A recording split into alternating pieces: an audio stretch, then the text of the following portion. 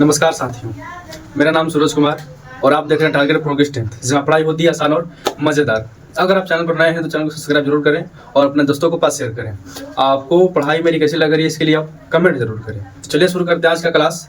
जो आज का टॉपिक रहेगा, जो हम कुछ काम में फंस गए थे, खेती का काम चल रहा था उसमें और वीडियो नहीं शूट हो पा रहा था, तो आज समय लगा करके हम लोगों ने अपना वीडियो को टाइम निकाला है और आज का वीडियो शूट कर रहे हैं।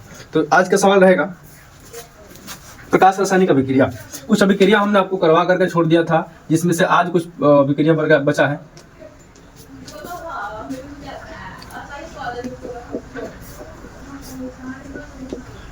प्रकाश रासायनिक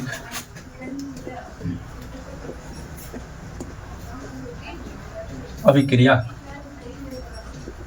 प्रकाश रासायनिक अभिक्रिया बहुत से अभिक्रिया के प्रकार है, बहुत से अभिक्रिया के प्रकार हैं, लेकिन मुख्यतः 5 प्रकार की अभिक्रिया होती है जो हमको वीडियो में बता चुके हैं, समझे ना। तो आप वीडियो को जाकर के देख लीजिएगा और कैसी लगी आपको पढ़ाई मेरी, उसके लिए आप कमेंट जरूर कीजिएगा। तो इसका आंसर लिखेंगे हम। ये क्वेश्चन कुछ ज्यादा खास है, नहीं कह रहा कि प्रकाश रासायनिक अभिक्रिया क्या है, तो वैसी रासायनिक अभिक्रिया जो प्रकाश की उपस्थिति में संपन्न होती है, बस वहीं से है, हल्का सा आंसर है। तो लिखेंगे जवाब में हम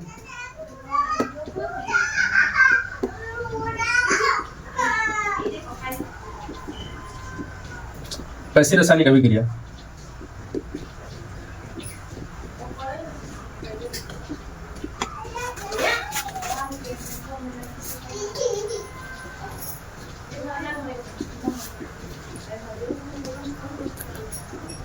जो प्रकाश की, सूर्य के प्रकाश में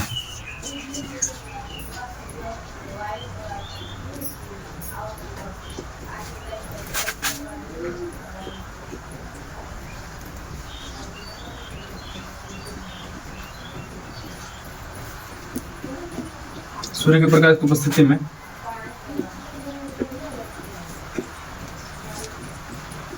संपन्न होती है, उसे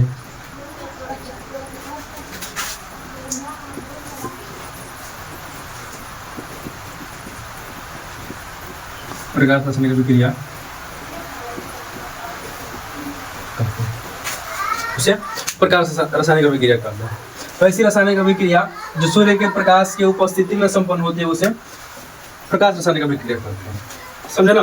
क्योंकि सूर्य के प्रकाश में हल्का तापमान होता है, जो भी तापमान होता है उसकी उपस्थिति में कोई भी गैसें जो होती है अपने आप में अभिक्रिया कर लेती है। जैसे एग्जांपल अगर देखें हम लोग, एग्जांपल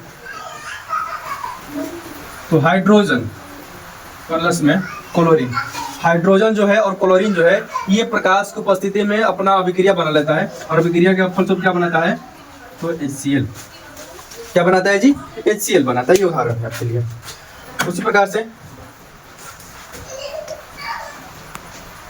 पहला देखा नहीं, दूसरा AgBr, ये सिल्वर और ये है ब्रोमीन, ये सिल्वर है ये ब्रोमीन है। जैसे इसको प्रकाश की उपस्थिति में हम लाएंगे, प्रकाश की उपस्थिति में लाएंगे, ये टूट के अलग अलग हो जाएगा, यानी कि Ag अलग हो जाएगा प्लस में Br जो है वो अलग हो जाएगा, समझे ना। जैसे ये सिल्वर और ब्रोमीन अभिक्रिया करके एक दूसरे से मिला हुआ है, अब जैसे इसको प्रकाश की उपस्थिति में लाएंगे तो ये टूट के अलग हो जाएगा। हाइड्रोजन ऑक्सीजन को प्रकाश की उपस्थिति में लाएंगे तो ये जुड़ करके HCl बनाएगा, यानी कि हाइड्रोक्लोरिक अम्ल बनाएगा, जो दुनिया का सबसे खतरनाक अम्ल होता है। क्या समझिएगा, अम्लों में सबसे खतरनाक अम्ल जो होता है तो वो होता है हाइड्रोक्लोरिक अम्ल। अगली अभिक्रिया है ताप रासायनिक अभिक्रिया। बस ज्यादा कुछ करना नहीं है, सेम टू सेम आंसर वही है, आपको बस थोड़ी सी चेंजिंग कर देना है इसमें।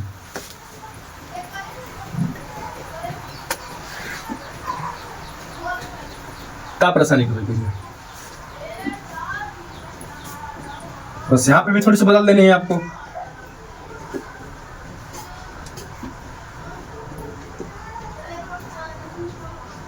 बस हो गया,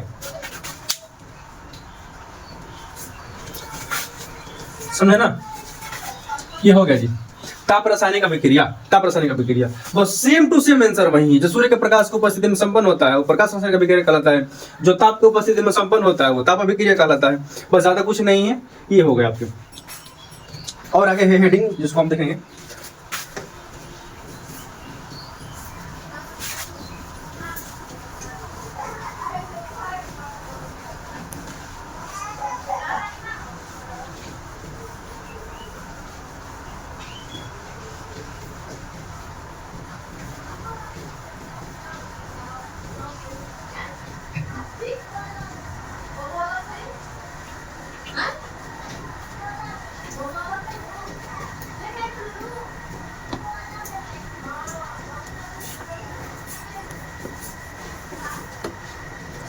एक हेडिंग है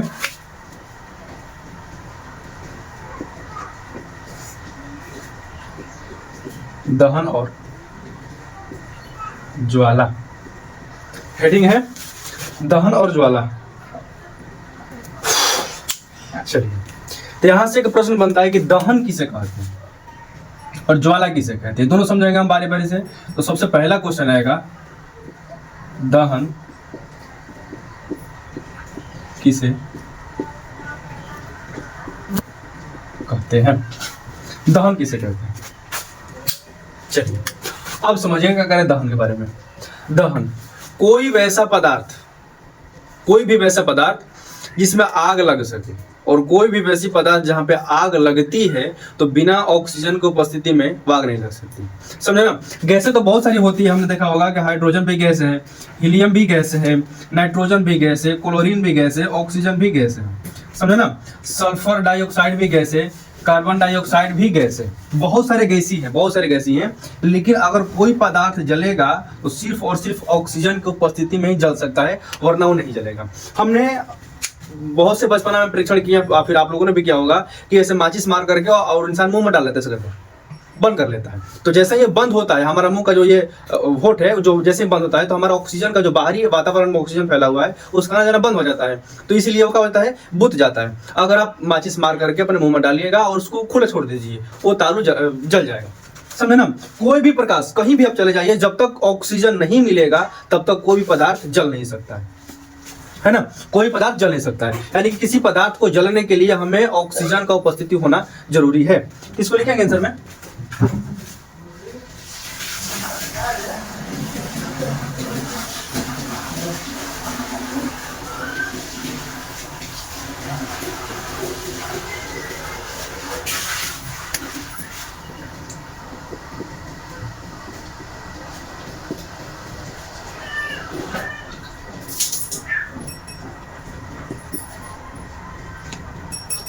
किसी पदार्थ के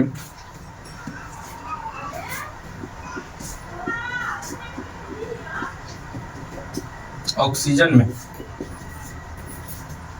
किसी पदार्थ के ऑक्सीजन में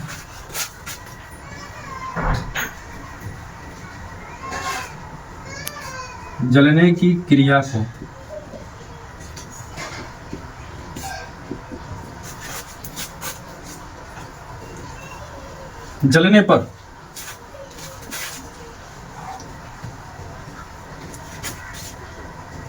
जलने पर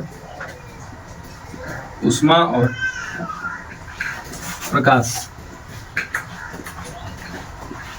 प्रकाश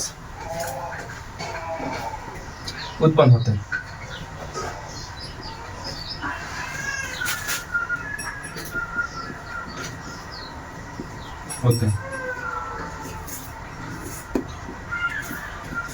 जलने की इस क्रिया को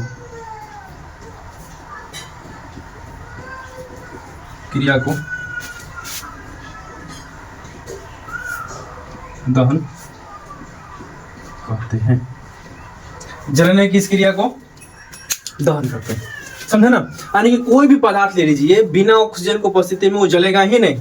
समझे ना। तो आंसर में वही लिखना है हमको, कुछ ज्यादा आंसर नहीं है, मुश्किल नहीं है। बस आप बातों को समझिए कि हम क्या बोल रहे हैं और क्या लिख रहे हैं, समझ जाइएगा, आप लिख पाइएगा अपने आप से। समझे ना।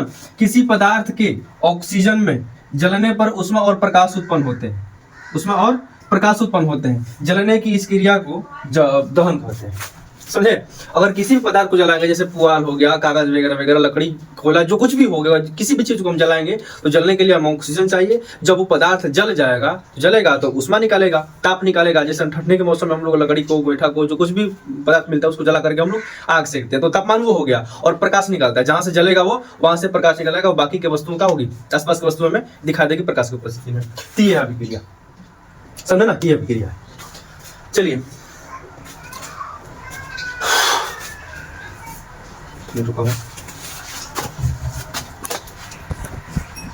तो समझ गए इसे क्या कहलाता है। एग्जाम्पल में आप कोई भी लिख सकते हैं, जैसे कि कार्बन हो गया, तो कार्बन को C से सूचित किया जाता है, आप ध्यान रखिएगा, बार बार हम शब्दों में नहीं लिख के बताएंगे, बस आप संकेत याद कर लीजिएगा। C से कार्बन होता है। कार्बन को वायु की उपस्थिति में जलाने पर क्या बनता है, तो CO2 बनता है। कार्बन को वायु की उपस्थिति में जलाएंगे, जैसे कोयला हो गया, जो खाना वगैरह बनता है कोयले पे, जो शादी ब्याह में खाना बनता है कोयले पे, तो कोयला हो गया। कोयले को जलाएंगे तो कोयला क्या है, कार्बन। और जला किसके उपस्थिति में, तो ऑक्सीजन की उपस्थिति में, ध्यान रखिएगा, समझे ना। ये किसके उपस्थिति में जलेगा, तो ऑक्सीजन की उपस्थिति में ही जलेगा। तो कार्बन, आप क्या करते हैं कि कार्बन, अब प्लस में इसको जलने के लिए क्या चाहिए, ऑक्सीजन। कार्बन और जलने के लिए क्या चाहिए, ऑक्सीजन चाहिए। जलने के बाद क्या बनाएगा, CO2 बनाएगा, CO2 बनाएगा। उसी प्रकार से SO2 है, सल्फर है, सल्फर को जलाएंगे ऑक्सीजन की उपस्थिति में, तो क्या बनाएगा, ये SO2 बनाएगा। बाकी कुछ चीजें नहीं है। ये एग्जांपल है आपके लिए, समझे ना। चलिए, तो और आगे के प्रश्न ये है, आगे के प्रश्न बताते हैं। दहन के लिए आवश्यक शर्त क्या क्या है, कोई पदार्थ कब कब जल सकता है।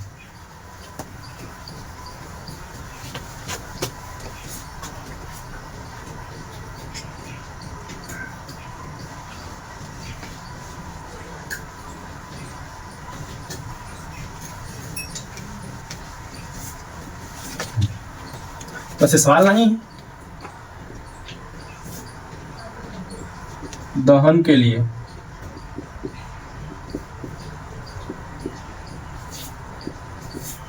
आवश्यक शर्तों को लिखें।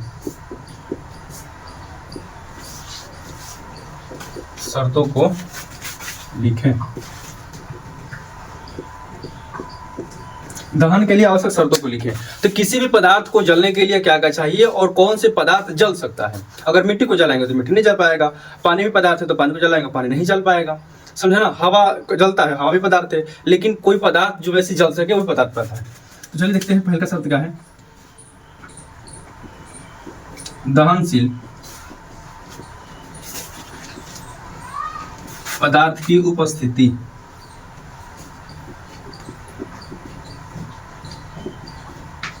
दहनशील पदार्थ की उपस्थिति दहनशील पदार्थ की उपस्थिति यानी कि कोई वैसी पदार्थ जो जल सके, जैसे लकड़ी हो गया, कागज हो गया, पुआल हो गया, कोयला हो गया, ये सब चीजें जल सकता है। पेट्रोल हो गया, LPG गैस हो गया, समझे ना, तो वो जल सकता है। अब उसी मिट्टी हो गया, हवा हो गया, पानी हो गया, नमक हो गया, वगैरह वगैरह जो भी चीजें होती है सब नहीं जलता है, तो उसको ज्वलनशील पदार्थ में नहीं लिया जाता है, समझे ना। तो पहले का ये हो गया। दूसरा का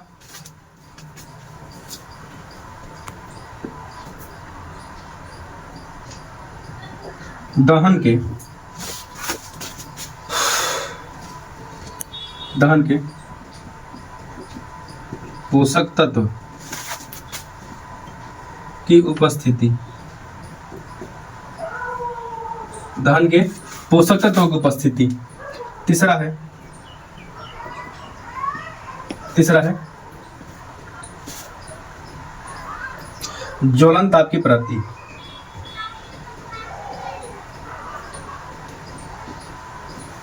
ज्वलन ताप की प्राप्ति, है ना, ज्वलन ताप की प्राप्ति। दहन के लिए पोषक तत्वों की उपस्थिति यानी कि कोई पदार्थ सूखा है, गीला है, कैसे करके वो चीजें होती है, समझे ना। दहनशील पदार्थ की पोषक तत्वों की उपस्थिति हो गया ये, यानी कोई पदार्थ गीला है तो उसको नहीं जला पाएंगे हम, जलने के लिए बहुत कठिनाइयां होगी, तो उसके लिए सूखा होना चाहिए। ज्वलन ताप की प्राप्ति होनी कहने का मतलब कि कोई पदार्थ कितना डिग्री टेम्परेचर पर जल सकता है। अगर एक माचिस मारेंगे तो एक लकड़ी का जो गुट्टा होता है मोटा सा, समझे ना, एक मोटा सा लकड़ी गुट्टा होता है, सराई से नहीं जल पाएगा। उसके लिए सबसे पहले हमें कुछ और चीज जलानी होती है। सबसे पहले छोटे छोटे चीजों को जलाते हैं हम। सबसे पहले कागज जलाएंगे, कागज के बाद हल्की सी पुअरा डालेंगे, पुअरा डालने के बाद छोटी मोटी लकड़ी डालेंगे, वो अपना तापमान धीरे धीरे बढ़ाते चलेगा, समझे ना, अपना तापमान धीरे धीरे बढ़ाते चलेगा। उसके बाद पूरा डालेंगे, उसके बाद हल्की हल्की मोटी मोटी लकड़ी डालेंगे, उसके बाद जब और तापमान बढ़ जाएगा तब जाकर के हम मोटे से लकड़ी को जला सकते हैं, नहीं तो एक सलाई से लकड़ी नहीं जल पाएगा। तो टेम्परेचर समझा ना, टेम्परेचर समझिएगा, यानी कि ज्वलन ताप की प्राप्ति यानी कितना टेम्परेचर पे कोई पदार्थ जल सकता है ना।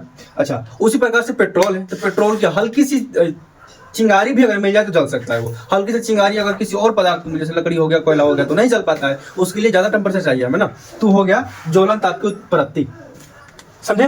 तो यहाँ तक दिक्कतें क्लियर हुई आपकी।